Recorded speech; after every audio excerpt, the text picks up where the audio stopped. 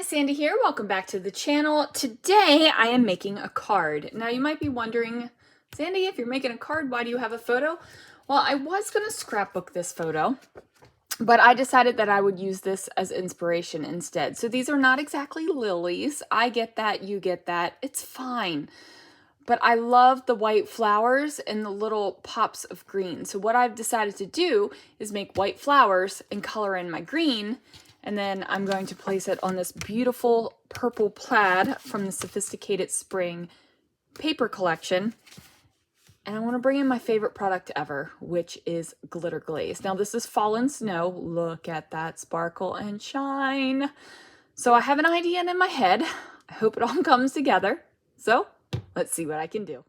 All right, guys, so I'm taking my white cardstock and I'm going to go ahead and put that down into my stamp positioner tool. I'm going to grab the florals that I want to stamp and place them down on the cardstock. Now, I love using a positioner tool because that allows me to ensure that I have a really nice, clean, crisp, stamped image. So that is going to be amazing. Now I'm trying to get everything onto the card.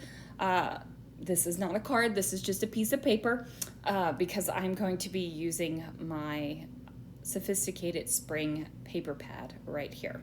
So I am going to make an A2 size card. I'm going to use my little bone folder right there to go ahead and get that crisp crease right there. No idea what I'm doing off to the side. Oh, I was trimming down my card panel to make sure that it works. So don't know where my media mat is at this exact moment in my crafting life. I do find it later, so kudos to me. But the only thing I'm doing is taking that Fallen Snow glitter glaze, which is absolutely my favorite product ever, and I'm using a silicone brush to go ahead and put that glitter glaze down as a nice smooth surface across this panel. So what that allows me to do is to have that purple plaid background, but it gives me the shiny, shimmering splendid that I love. So I'm gonna put that off to the side so that it can dry. As you can see, the glitter glaze does have moisture in it, which made my card panel curl. That's what happens, like moisture makes paper warp. I mean, that's just the way it is. So now I'm going to go ahead and stamp down my flowery bits. Now these bits are being stamped with the Raven Detail ink, of course, from Brutus Monroe. It is my favorite black ink ever. It is a deep, dark ink, right? Like it's a black ink. It works great with all kinds of mediums. I do use it with markers, I use it with watercolors, I use it with aqua pigments, all the things I use it with. Now, as you can see, I did go ahead and use my heat gun to go ahead and make sure that that ink is completely dry. And now I am pulling out some chroma mists, and I am just going to color in this leaf. Now, I am cheating, doing the cheater's way, and using my paintbrush and pulling the paint out of the top, like where the cap is. Didn't want to pull out a palette, didn't even feel like pulling out a stamp block, which is something that I use for a palette quite often. Just wasn't feeling that this day. Just wasn't feeling it. Just felt like I needed to go ahead and get the green, and then I was running out of green in the lid. So I went right for it in the bottle right here. So if that makes you antsy and you are like, oh my word, Sandie, you are a chroma mist maniac, it's the truth. But if this makes you antsy, then don't do it. Like, pull out your palette, your stamping block, your packaging, whatever you need to do to get the media onto your card. Whatever works for you, right? Like, I'm not going to tell you you have to do it this way. I'm not going to tell you you should do it this way. I'm just showing you what I do. Now I'm also going to pull out some Bumblebee Yellow, and I'm just painting in the little, what are those?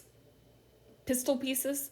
Are those pistils? Oh my word, my second grade flower anatomy is stamens? Pistils. Anyway, yeah, my flower anatomy just failed me. So anyway, I am going to go ahead and fussy cut these florals out. Now, fun fact, Brutus Monroe does offer dies to match these stamps. So if you were thinking, oh man, I am not a fussy cutter, you don't have to worry about it. You don't have to worry your pretty little heads. There are coordinating dies. So I don't mind fussy cutting. I find as long as I have a pair of scissors that feel comfortable in my hand and I have the time to do it, it doesn't bother me whatsoever. I am leaving a little bit of a white edge around these images. Now you could fussy cut all the way up to your black outline if you wanted to, and then you wouldn't have that extra edge. Obviously, if you're cutting up to your black line, you're like, duh, Sandie, forgetting your second grade flower anatomy and now stating the obvious for us. But you know, sometimes you just gotta say things. So I am, I think I end up using all of the flowers on this card. I can't remember. It's been a minute since I created the card. I'm definitely doing the voiceover quite after the card is finished. I find that sometimes I do voiceovers right away, sometimes I wait. It's just however I am feeling in that moment. So these scissors, like I said, feel good in my hand, so I am not too worried about fussy cutting. And we're gonna go ahead. I wish that the scissor noise, I wish that I could do a voiceover and still have the scissor noise, but not the background noise that was going on in my home at the time of this video. Do you know what I mean? Like, I think that that would be pretty awesome. So I'm trying to figure out how I want the flowers to look, where I want them positioned, and then I'm like, okay, that seems kind of cool. And then I'm going to go ahead and start adhering down the florals. So at first I was thinking that my card was going to be as a horizontal card, but I instead changed my mind and made it a vertical card. Now you can have, when I say a horizontal card, I mean a top fold card, and a vertical card, I mean a side fold card. So, and I guess it's not a normal top fold card.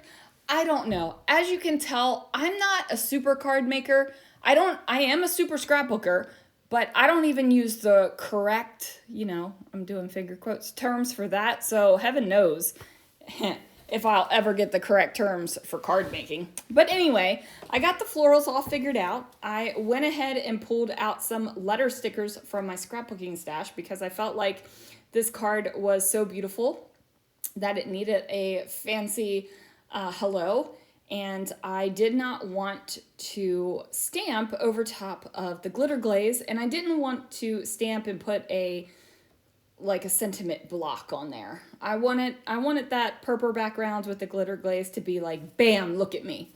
So anyway, guys, that is going to do it. Please make sure to check out the links down below for some of the products that I used making this card. Thanks so much for watching, and I'll see you guys again real soon for another video.